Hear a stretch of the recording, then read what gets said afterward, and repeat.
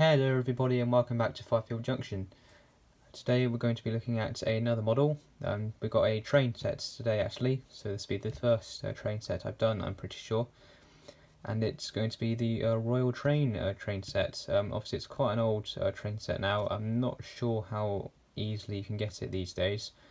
I obviously got mine a few years ago, but you might still be able to get this set. Maybe if you look around, there might be some on eBay, I'm not sure, I haven't really looked. But I'm pretty sure you should still be able to get this particular set. I haven't got the box here because it is a very big box and I just won't be able to fit it in shot. Because obviously I can just about fit a typical locomotive box from like Backman or Hornby in shot, so I definitely won't be able to fit a massive train set box in here. And plus I can't really easily access it at the moment because it's got about a million other boxes around it. So yeah, that's why there's obviously no box here at the moment, but I have got all the stock and everything here. So obviously, yeah, I thought I'd mention that. But anyway, if we just grab the locomotive, here she is, and obviously we've got her tender as well, but we'll look at that in a second. So here we are. As we can see, this it's called Princess Elizabeth, as we can see there, and it's in a beautiful sort of, well, I don't really know what livery to call it, but I suppose it's just the, well, royal livery, I suppose. It is a fairly old model, this one. I'm not sure when Hornby released this particular set. It must be at least, I'd say probably somewhere in the region of 15 years ago maybe. So quite old, obviously not mega old, but still old in terms of, well, I suppose in terms of model railways. In model railway terms it's quite old. But I'm pretty sure Hornby, when they re-released this particular kind of locomotive, I'm pretty sure there's now a proper premium version of this locomotive that they did fairly recently. I think you can get this particular one, but I'm not sure. But I'm pretty sure they did re-release it, obviously as a locomotive by itself. But this version for its age, this model is not too bad. So we've got some separately fitted handrails down the side, which is really good. Ignore that she's quite dusty. She does need a bit of a clean off, so you have to ignore all the dust and everything that's on her. But she really isn't too bad. The livery application is spot on. You've got loads of rivets all around the smoke box there, all around the boiler. Most of the bodywork is plastic, but it still is very good. The handrails are metal, I'm pretty sure. They do feel metal. And we've got some vacuum tubing on the front, and I'm pretty sure there is some on the tender. Yes, there is. There's loads of weights to the loco as well.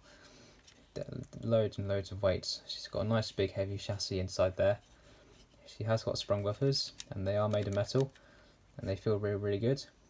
Got warning signs there. It's obviously, I think she's still running on the main line, I'm not too sure, but she has got the overhead line warning signs there, obviously to warn of the overhead cables. And yeah, everything's just put together really well. Nothing feels like it's going to drop off. It all feels quality.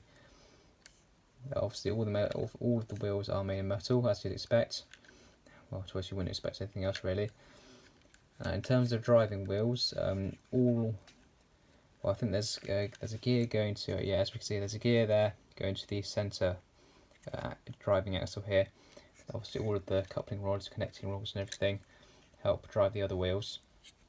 The motor, I'm not sure if it's a 3 or 5 pole. I'm pretty sure it'll be a 5 pole motor, but I could be wrong. And as for pickups, all of the driving wheels here pick up, and all of the wheels on the tender pick up as well. So there's plenty of continuity of the track. Cab detail, yeah, not a lot of it. Obviously, we're used to a lot more these days, but considering how old she is, I think we can forgive it for that. I've got the whistle there and the safety valves. Again, you have to ignore the dust all around there. The cab, sort of the vent on the top here, doesn't move, but it's in a slightly open position, which I think is good. And we have got a proper tender connection, and we can see we've got all the copper and everything there. So obviously the tender has got pickups, so we've got a nice proper tender connection, which is good. Then we've obviously got the rear truck. We can see her number there, 6201, and it's been printed very nicely.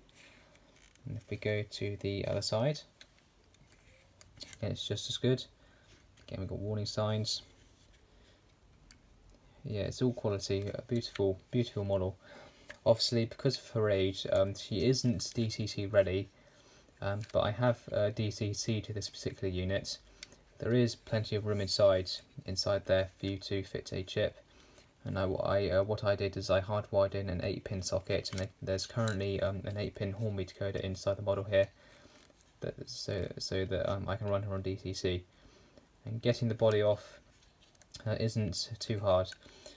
You may have noticed that there's no speedo on here. You can see just, I'm pretty sure there, that's where the speedo used to connect, and you can see it connected to the body here. However, I don't have the tools to actually sort of just normally disconnect the speedo, so what I did is I just removed it completely. Because to be honest, it's not incredibly noticeable. I know it's probably not the best thing to do, but it's really the only solution I had really, so I could actually get the body off. And whilst, yeah, I've never really noticed since that.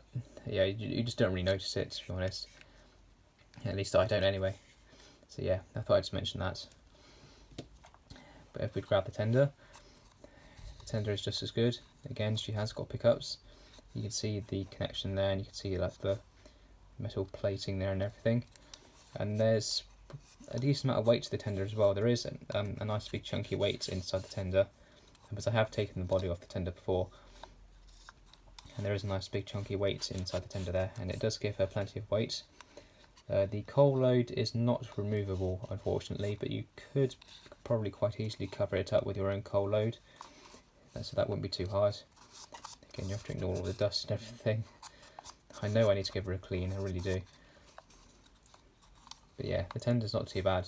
Again, you've got sprung buffers on the end, you've got some vacuum tubing. The coupling is not a NEM coupling, but it's not a gigantic one either. It is a medium-sized coupling, which it's okay. Obviously, it's not the best because we do prefer the small slimline tensional couplings, but a medium one, it's not too bad. It's okay. And again, we've got some more warning signs there, more riveting. We've got all the water detail and everything. Yeah, it's really good. Again, beautiful livery application. You can feel all the riveting down the side there. You can even feel sort of the lettering as well. It's beautiful, absolutely beautiful. Obviously, we are used to better quality these days, but considering how old this model is, it's not too bad. Now, if we grab one of the coaches, you can see we've got one of the Mark III coaches here. She does have two Mark III coaches, so obviously we've got the other one here. But we just need to have a look at one of them, so obviously they're exactly the same, apart from the numbers on the side. And it's typical Hornby Mark III coach. On this one, you do unfortunately have the giant unrealistic couplings, but you can quite easily take them out and change them for something smaller if you wanted to. Obviously, not too heavy, not too light. There's plenty of weight. Which else? I think the wheels on mine might be slightly out of gauge because for some reason these coaches, they like to derail on a certain set of points on my layout, and I don't know why. And it's definitely not the points, because everything else goes over them fine. I think it's just maybe the wheels on here are slightly. I think they need to be ever so slightly wider. I think they're too narrow.